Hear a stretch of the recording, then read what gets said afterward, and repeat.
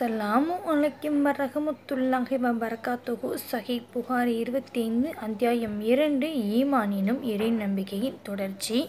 மனிதர்கள் வணக்கத்திற்கு தகுதியானவன் அல்லாஹ்வை அன்றி வேறு யாருமில்லை, முஹம்மது இறைத்தூதர் என்று உறுதியாக நம்பி தொழுகையை நிலைநிறுத்தி ஜக்காத்தும் கொடுக்கும் வரை அவர்களுடன் போரிட வேண்டும் என்று நான் கட்டளையிட்டுள்ளேன்.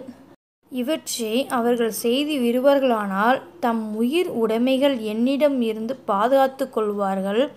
இஸ்லாத்தில் வேறு உரிமைகளில் அவர்கள் வரம்பு மீறினாலே தவிர மேலும் அவர்களின் விசாரணை இறைவனிடமே உள்ளது என்று இறைத்தூதர் ஸல்லல்லாஹு அலைஹி வஸல்லம் அவர்கள் கூறினார்கள் என அப்துல்லா இப்னு உமர் அலி அவர்கள் இதை அறிவித்தார்கள்.